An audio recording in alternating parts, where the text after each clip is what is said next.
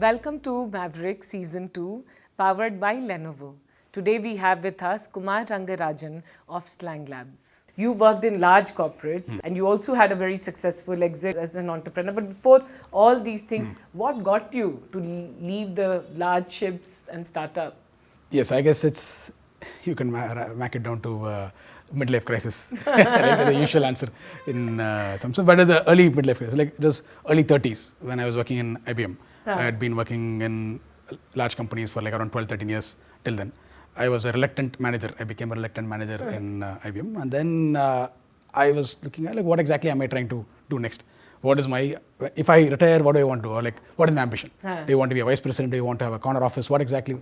None of those things really seem to matter. Right? Titles didn't really matter at all. Right? Like that's why we actually have a aversion to have titles. Like we don't have formal titles at all to anybody in our office. I have just fun titles. All of us have fun titles. We didn't want to have those things, and then I didn't want to have those things at that point. And so I was wondering what else to do. And then like, okay, if I leave IBM, which is a good place, but then now other companies are going to be sort of similar. Right? You have to again start working towards either you have to be so the way they define their own HR policies of growth versus or you have to do something. So I really don't want to do. So I wanted to do something different. So then I was looking what else to do.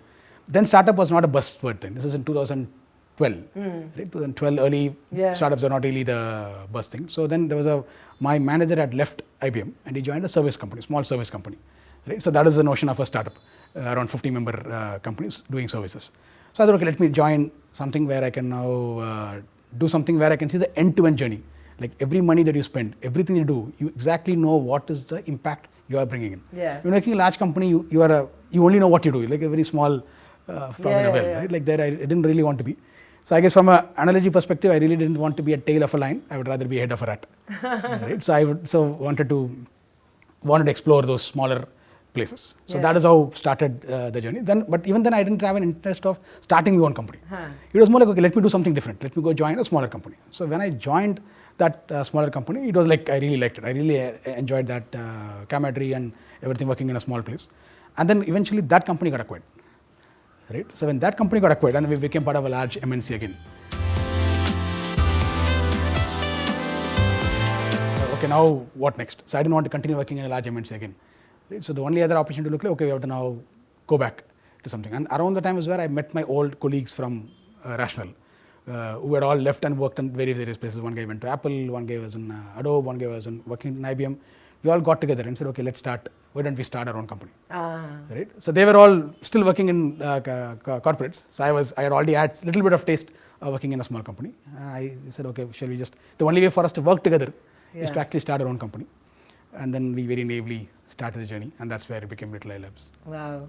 Little I Labs is like, everyone in the startup ecosystem who's been following the startup ecosystem in India would, look up to, because what a phenomenal story. Little I Labs got acquired, first company from India that got acquired by Facebook. Tell us, how did that happen? And what has been your learning after that? Lot of things had to happen to make that happen. A lot of luck, for sure. Right? A lot of luck had to happen, and then some level of preparedness and a certain series of events and being at the right place at the right time. Right? A combination of all of them. So the final trigger that made the whole thing happen is like we were invited to Google I/O in 2013, which is a very Google's primary annual event, and then so it was an invite event to actually go to have a booth in Google I/O. You can't buy a booth in Google I/O. You have to be invited. So we were invited to be in a booth in Google I/O. So there a bunch of guys from Facebook came, saw our product. They really liked what we were doing. And then luckily, the team that they were working in, the manager of the team was known to my colleague who was also working with us in Little I. And then he said, like, I've gotten very good reviews about your company. And so they had knowledge about it. And around that time, so then they expressed interest. So would you guys be willing to get acquired? Because this is the time when Facebook was actually becoming a mobile first company. And so they wanted to invest in a lot of tooling. So they liked our tool and said, okay, instead of building for the world, come and build the tool for us. And Facebook itself like a huge world. It's like thousands of developers working on this one single app. Right? So we thought, okay, it's an interesting opportunity. So that's when, now how did that event happen? Because that event didn't happen on its own. How did we go to Google I/O? We happened because we knew somebody in the developer evangelist team in Google who luckily at that point was looking for tool companies. Right? That team of the year was good tools. right? And so since we were a tooling company, they said, okay, now why don't you, would you guys like to and the tool was unique enough that they said, why don't you guys have a booth? Now, how did we know them? Because we knew somebody in London. This is the US team, knew somebody in the London team, and we knew the London team. Now, how did we know the London team? Because we knew somebody in the London Android ecosystem who connected us to the London team. Now, how did we know the London Android ecosystem team? Because we knew the Bangalore Android ecosystem team. Now, and then how did we go to London? Because of GSF. Now, we were part of GSF, and then GSF gave us that first opportunity to go travel. Now, how did we know GSF? Because of your story. Right? In 2012, we were part of the TechSparks event. Right? Yeah. So, we were one of the top 15 there. Yes. And then because of that, we went to it. Now, how did we go into TechSparks? Because we met a lady called Shraddha Sharma who gave us a challenge. I don't know if you remember. You gave us a challenge and said, like, we will put you on stage. Yeah. This is like a month before the TechSparks. Yeah. We're going to put you on stage. If you're going to build the product in 1 month and actually get customer validation. Yeah. We were not even ready. We were like just 4 of us sitting in a room working in our CS office we thought, okay, it's going to take 6 months to even get an alpha version. You said you have a 1 month challenge, build a demo, not just demo, give us customer validation. Yeah. So we took that. Luckily, the team was able to cooperate and we did that. And in 1 month, we went on stage, got customer validation. We didn't win. Those days, you guys actually had a winner. Yeah. Right? We didn't really win, but we got a lot of visibility because of that event. Right? You know, but Kumar, while you're telling this story, and it's such a story of one connection, the power of connection and the power of, people connecting each other and outcomes happening. But one thing which I want to say to everyone is that what you had, one was you as an entrepreneur have seen that you brought so much of depth. You were not building things or doing things because they were fads or they were, you went into the depth of it. You enjoyed. I've always seen you enjoy the process of building and building something which is very unbuildable. Yes, right. So that is your high. And also you have the ability to not have ego, because I've never seen you have any ego. You've been able to attract right set of co-founders, right set of team. Lucky. And you've been able to retain, energize them. And I've seen that. And I think those are the learnings. I think somehow we don't talk too much about it, because somewhere success looks like, okay, yes, connections happen, things happen, but those things that you bring to the table and what you created around you, that ecosystem of people, I think they are the core things that leads to, then the world conspires and the magic happens and everyone comes together. And I've seen that journey and I have huge respect for you. Tell me something, but I want to understand now, is that after Little Eye Labs, you were in US, you were in Facebook, and I had the opportunity to come and meet you. I want to understand, why did you start up again? What drove you to start Slang Labs? Same that why we started, why I left IBM and then went in. So after having worked in, so that time was like when we left IBM, it was not about, we had no idea about how the small startup world is going to look like. But once you enjoy that world, it is like you don't want to leave that. So same way, like when you're working in Facebook, it's a great place to be. Right? It is a wonderful place to be an engineer inside Facebook. Right? And my kids and family, everybody really liked it. So, but the itch was always there. Like, okay, it's still not yours. It's still like, okay, you enjoy this feeling of working in a small team, in a small group. So that is one. And I wanted to come back to India. Right? We really wanted to come back to India. My wife is a doctor, and so for her, having a career in US is a painful, long process. So we really didn't want to make her go through that process again. So she wanted to come back, and I wanted to come back, and then so that. Yeah, you always had India. I always wanted to be India. Yeah, I know. Yes.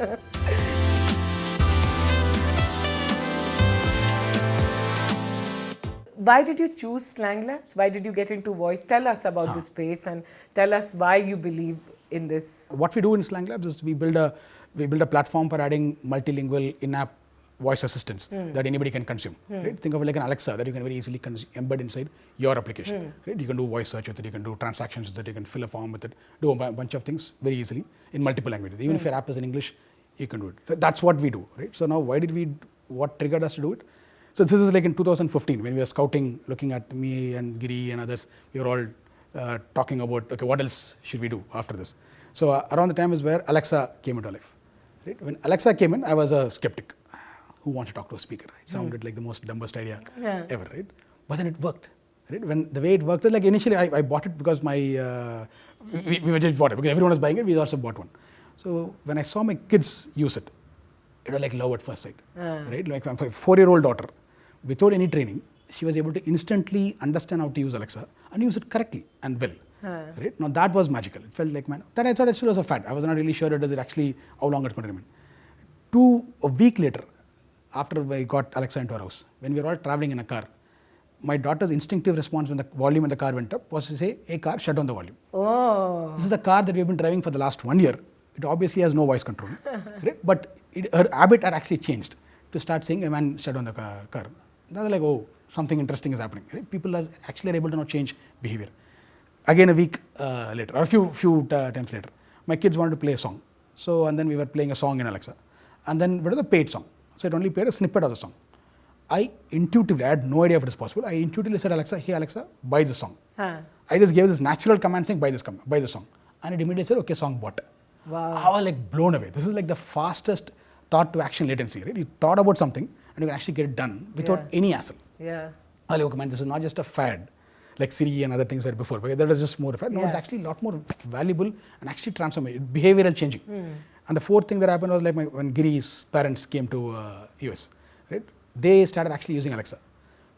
Typically when parents use tech, they don't use new tech at all. Right? They're always very shy of using new tech. But for a change, they were actually able to use Alexa, even though she couldn't understand their accent and everything, but they were willing to change their behavior a bit to make it understand, because this is something they felt they could actually use. Like if you give them a mobile app and say learn, they're learning it because it's forced on them. But Alexa here, this voice command felt a lot more intuitive because it didn't feel very forced to them. They were willing to learn to adjust and it felt a lot more useful. So this was our thing. All these things put together, it felt like, man, this is something interesting. So voice as a medium is definitely behavioral changing. It is something that is liked by the next generation and liked by the previous generation. Right? And then, but we are all using typing and touching because we are also used to it only. But we are just a small part of the world. There's a much bigger part of the world which is probably don't want to do this. So that was our thing, and said, okay, now as a tech platform, well, Alexa was a dedicated platform, that's a different thing, but most of us end up using mobile apps. Right? Mobile app is where most of our day-to-day internet usage keeps happening. Now, how do you make that experience even more better? Right? Not by changing the button here and moving a button here and making a color red or black. Those are UI innovations will constantly keep coming. What can be the next paradigm changing behavior that you can create? So that was like, okay, now can you add voice on top of your app to be able to now help you do things in a much more easier, faster and better fashion and be productive. Right? So like now, how many of us build apps that our own parents can use? Right? Typically no, right? But now with this, actually can your parents actually use them because it's intuitive. They don't have to learn anything. They just speak thing and then they get the job done. Anyway, so that was the... What are some of the use cases that you are seeing where voice is now becoming ubiquitous? Is it? Yes, ubiquitous. Yes, So the one is like in search, like in e-commerce applications, right? E-commerce applications where a big part of the journey, the entry part of the journey typically happens with search, right? So now it's actually a very painful process to be able to know search. And then there are a lot of things which are local. For example, if you have a grocery item, the index is all in English, right? But your parents might not know the actual word. What is it called? They will know the local term for it. And typing it in vernacular is actually a painful thing. And then apps will not even recognize those vernacular words there, right? So instead, if you could just speak and say like, hey, add 2 kilograms of onion or 2 kilograms of vengayam, you don't have to say onion. You can say what you know in your language, and then and the app would just automatically add it to your basket, right? And then it will show you all the possible choices. Once you see the choices, it's very easy to go click on the choice and say, okay, now add it, right? But you want to see that list first. You want the easiest way to now see that list. Right? And that is one use case. There's another thing we're doing with, like, for example, transactions, like where shopkeepers are now recording transactions in their apps. Now they have to there are tens and hundreds of transactions that they keep recording constantly. If they have to open up every time and then say, okay, now, 25 for this person, this transaction I have to do. Like essentially, it's a lot of pain. So instead, they end up doing everything towards the end of the day, or like they only keep the most important transactions in this. But instead, if you could just speak and complete the transaction, like as soon as it's done, just say, okay, I gave this 200 rupees to this person, and done. Now it's recorded, and then you move on, right? So now that's a lot more, and the system will tell you, speak back and tell you, okay, I've recorded this. This, right? So now it's not just voice in, it's also voice output. And if it misses something, because the user might not have said everything correctly, it'll ask you, oh no, please say the amount that is there. You don't have to think. So you are now in the driver's seat. Today, the way it happens is like an app is in the driver's seat. App is telling you. You have to tell the app, okay, now do this, like it's like the manager is the app, and you are just, now it can flip the other way. You just tell what you want. Now, if there is something missing, the app can now extract it from you. Yeah. right? And ask you a question, and then you just say the answer and move on. Yeah. You don't have to be focused on getting it. So that's another use case. Then there are a lot of places where you have to fill forms, right? Like profile form you have to be able to now fill in. Now there are a lot of information has to be filled in one by one. And that creates a lot of drop-offs. Now apps see drop-offs because there's so much of information to be filled in. Now instead, if you can just fill those forms by, if you have an address, now you don't have to think of them as one by one. You can just speak out the address in one shot. Like if you have a destination app you're going, and then you have to, instead of filling in the thing, you just speak out your destination. It is able to smartly extract out which is the street, which is the city and everything. Now that will help. Another use case that we work in, like for example, nudge, voice-based nudges. Like typically in an app, if there is an offer that you're playing, you put a banner, right? And then say, okay, and you hope the user will notice the banner and he clicks on it. So instead, if the banner could actually be spoken out, hey, there is an offer right now on onions. If you buy 5 kilograms, it will be for 20% discount. Now that's a much more powerful. It immediately connects to the user. You just have to say yes or no. Okay, fine. Right? And then the app will now can actually handle it. So now those kind of use cases, to be able to now very easily search, to be able to know fill forms, to be able to know transactions, and to be able to know. So these are 4 prominent use cases that we typically handle. How are you seeing the growth of voice world over, and more so in India? Yeah. So voice has been, as a buzz has been around for a long time, but we still don't see too many things happen. The world has not suddenly become all voice only. Right? There are 2-3 reasons why that does not happen. Right? So one, the reason is like actually while there's a lot of, in theory, voice is great, to make it work is a lot harder. Okay. Right? That's where the whole challenge comes. How do you make a good voice experience work? Right? Now you can't. Now everybody has to know today the state of the art right now is like you're building custom experiences. So some companies has to have a custom voice designer who will now think of all the ways in which people can speak out something. So the first time when somebody says something wrong, you prompt him with, "Oh, sorry, I didn't understand." Now he makes the same mistake. If you keep repeating, "Sorry, I didn't understand," "Sorry, I didn't understand," he's never going to improve. Right? How is he going to say the right answer next time? So the next time it should be a different prompt should come. If he makes a mistake second time, a different prompt should come for the third time.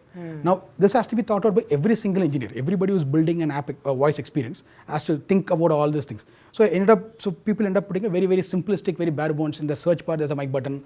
That's it. Right? So that's all they end up doing, or the experience tends to be very subpar. So what we have now tried to do is to be able to now, what we want to be able to build like a well thought out voice assistant, which handles all, which we have, after a lot of user research and everything, we have thought out all the various knobs that has to be available. Okay, this is how the experience should look like. And these experiences have now sort of become canned. Now, while it is good to have these experiences, but if everybody has to re-implement them in every single app, it's going to take a long time. Like how do you make this things available as a template, easy to consume template that people can now quickly consume into their application and then move on build it. In some sense, think of it like the Shopify example. Right? Okay. So earlier, if everybody had to build an e-commerce app, everybody had to go build out, thinking about, okay, I have to think about the checkout cart. An Android engineer or somebody had to build every single component.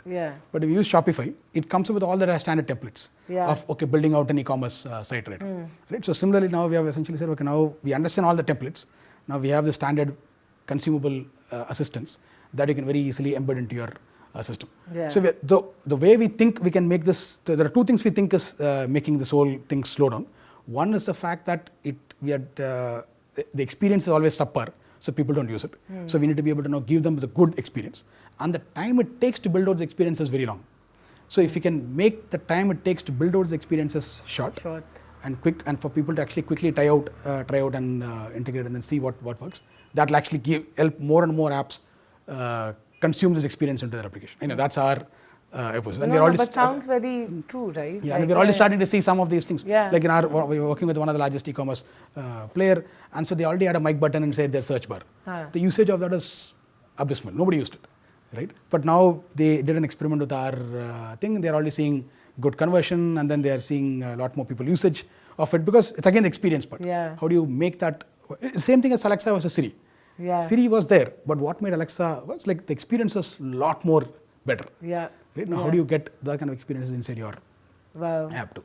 So you're not only solving through Slang Labs the voice challenge. So voice, that's just one part of the challenge. But the ecosystem to make the voice work. I think that is the biggest challenge. Because voice as a thing has been like, Google has done it. Like Google did it, like in English we have almost close to 95% accuracy. So it is not just about that. It is about the experience that you have to be able to bundle it, and how do you make them work for the most common use case, and what are the use cases where it actually matters. Right? And so we're essentially making sure those use cases work really well. Yeah. Have you seen a growth of adoption of this in India? Yes. So we are seeing, so it is a slower curve, right? It's not Yeah. like Little I was like, pff, Yeah. like it happened much more faster because Yeah. we were solving a problem which is there. Yeah. At that point, it was already evident, and like once the people knew this tool exists, more and more people immediately grabbed on solving this. Yeah. This is a relatively more gradual growth, but this is more transformational Yes. in its nature. But this is Yes. a relatively gradual growth, and we're already seeing like month on month, if you see quarter on quarter, year on year growth of interest and everything. This is actually 2020 has been the huge biggest part, especially during the lockdown period. We have had our biggest set of customer engagements ever. Right, in the last 2.5 months. So like so we are starting to see all that trend happen, right? So what we think is going to be the transformational use cases is to be flip point would be like when people start actually seeing benefits of voice. If that large customers at whom we are working, if they start seeing, okay, man, I actually made a business impact. It is not just a cool thing; it's actually making a business impact. I'm actually able to get more people into my platform because of this, right? And it actually is increasing 20% conversion. It's not theoretical notion of conversion; it actually is actually working, and people are loving that experience. So then the adoption will, I think, will become to make the adoption grow bigger. Then you have to make it easy for people to consume. Yeah. Right. So that is what we started with, to make the whole platform very easy, and all the knobs are all thought out and then built it. Now, once we get those first guys who actually start to see business value of them, then we think it'll start to become much more prominent in the coming years. Yeah. So you would have different sets of people in the team also, no? People also Yes. observing human behavior. Yes. So we have a combination. So I would not say we have it's a mix of things. I think like we have a designer. We have a full house in-house designer who's pretty smart, and then does it. We have a very young marketing guy who plays multiple roles. As a startup, Yeah. you don't have a very singular role. So one day is a marketing head, one day is our user research person, and we have another person who's obsessed about customer success. Right? He's worked in services companies before, the earlier service company that I worked on. So three of our engineers have come from a services background, and they are super obsessed about customer success. And a bunch of our customers, my engineers have come from product background, who are very obsessed about building great tech. Right? Now both of them working together. Right? There is friction sometimes when they work, but when they both all work together, the net product is as an engineeringly well built product, but also is like superbly obsessed with what customers really want. Yeah. So Kumar, tell me, when you design, when you build, how do you look at customer centricity, and how do you engage with your team to build that focus? So when you're now working with a customer, any customer, we want to be able to now understand like what do their customers want. Like for example, two levels of customers we have. Our product that we do is used by our customers, and then that product is directly getting consumed by their end customers. So we want to be able to design at both those levels. So for the end customers, we actually do a lot of user research. We go out on the field, and we partnered with a lot of design schools and actually went on the field, went to Lanka, went all over the world, not all over the world, all over Bangalore, to be able to actually go talk to various people on the road, grab them, and then go ask them like what exactly are your problems that are hitting, either with the problem that we're trying to solve or even with our solution. We give them our solution and say like, actually, are you able to actually use it? So a lot of things we actually filtered into the product actually happened because of that, the fact that we're able to actually get that. The second thing is like when we actually work with the first level customers, which are immediate customers, with whom the brands with whom we're actually working. So for them, we put on our developer hat, right? Okay, we are essentially working with another developer. What would we want when we want to be able to now do this? Like, will we hate it or will we not like it, what we're doing? So I think that again would seem very cliche. A lot of people probably would say things, but I think like that's something that has been very culturally ingrained in us to be able to now reduce friction for our immediate customers at every stage. What are the various things that we can keep with the friction constantly, all the time, right? And that's something that we keep putting it, and then that's constantly ingrained. Yeah. Reduce friction, reduce friction, reduce friction. Yeah. You are one of the finest tech minds that we have in the country. I want to understand about your team. How do you keep them energized, engaged, and how often do you innovate? So I think innovation is constant. I think it's going to sound clear, but like you can't like, okay, today innovate, tomorrow don't innovate. Yeah. It's like it's a constant thing that you have to be there. But in your life, in your normal day-to-day activity, there will be things which are fairly mundane, which you have to do. Okay, code review, you have to now do this, you have to write unit test, which will seem fairly routine, mundane things. And there are things that you have to do to be able to now say, okay, now let out your creative streak. Yeah. As you say. So the way we do this, like there are two things, like our youngest minds in our company, I think are the most creative for sure. So we have this weekly demo day, right? Every week on every Friday. So when we do a stand-up, it's a demo day. So we don't want people to talk what they're doing. We want people to show what they've done. Oh. Right? So because talking is easy, but showing is hard. So like, and then people know that they want to be able to know do something, and they every week there is something that they want to be able to know show differently, right? And you don't want to keep saying this because words you can say the same status, but output you can't show the same status every week. So they end up doing different things. They actually do out of the box things, like our youngest guys who work on NLP and web and other things, like they've gone and built games on their own, right, using voice. How do you know build a voice game? How do you know build NLP to do something completely new which you have not thought about before? Wow. So anyway, it's a very ground up innovation. It's not like something that we sit there, chair and then tell them, because we don't know. We are not as smart as the other guys in the company. So, but we just let them do it. Yeah. How are you making sure that your team works in the most energized, effective way in this lockdown? So again, one, we as a company used to have work from home culture even before this. So 2 days a week we work from home. So Monday, Wednesday, Fridays are the only days we work in office. Okay. And then other days we don't work from office, right? So we used to have that as an culture before. The thing that we have to now learn to do was even do meetings on those days. Yeah. Earlier those days when we don't work from home, we don't have meetings. Ah. We make them as no meeting days. Unless it's really urgent, we don't do meetings. We do meetings only on Monday, Wednesday, Friday. Now we have to learn how to do meetings on these remote working days too. That surprisingly has turned out to be more effective and productive. Really? We are actually able to do it fairly well because now people are very to the point. They don't just generally talk because they're sort of mentally prepared. Okay, I just want to speak this because they're worried about what the other person is not going to understand. So they are more crisp and clear, and turned out to be actually worked out quite well. Wow. From the time you started Little Eye Labs and now we have actually made good stride in the Indian startup ecosystem in terms of the products that we are building also. I want to understand because I really think you are a very good intersection of product, tech and business. So how do you see us building more successful products in our ecosystem? What are some of the things that we have to take note of? There are two types of problems that you can typically solve, so one is a problem, and then like how do you actually solve that problem? Right? How do you make sure the way you're solving the problem is something that is liked by everybody, and then in a way that is actually easily consumable. So that is the second part. The first part, like what are the problems that you're actually going after? Right? There are two broad type of problems in my mind, like what we were trying to do in Little Eye and what we're trying to do in Slang also, which broadly fits into that. So Little Eye problem was like the kind of problem where people were doing something in a very elementary way, like the way you have to do battery analysis. Like that's what we were trying to solve. Right? Like in battery analysis, people used to connect their phone to run their app, keep it open for like 2 hours, look at how much a battery drain has happened, and then okay, this is the amount of battery my app has actually consumed. This is how they used to very, very rudimentarily solve this problem. But this problem was not every app developer was actually doing this. Most app developers didn't even care about battery, but the people who did care about battery were solving it in a very rudimentary fashion. So we went and saw an opportunity there, saying, okay, look, there is a bad process of solving a problem. Can we simplify that process, right? And build a tool that will make their life a lot more easy?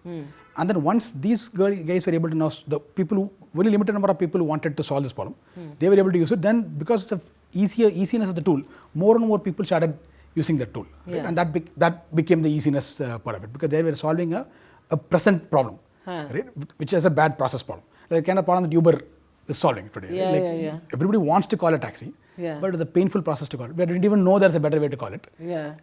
Once Uber came in, it became like, man, it's so much. Why was I ever not doing it like this? Right? So you cannot go back to the old way. Right? Then there's a second kind of a class of problem where people don't even know there's a problem that exists. We are all used to living in a certain way, like Airbnb as an example. Right? You never assume they can go stay in somebody's house. Staying means hotel. That's my only. I'm never even looking for a house where I can go stay. A very, very small fraction probably would have looked, but nobody would have done it. But these guys essentially said, okay, here is an opportunity. Because either personally or somehow they connected to this opportunity. And same thing as how, and then they solved. Same like Ford when they got the car, versus the classic analogy that is given is like, if you ask a person if you wanted a car, they would have said they want a better horse, right?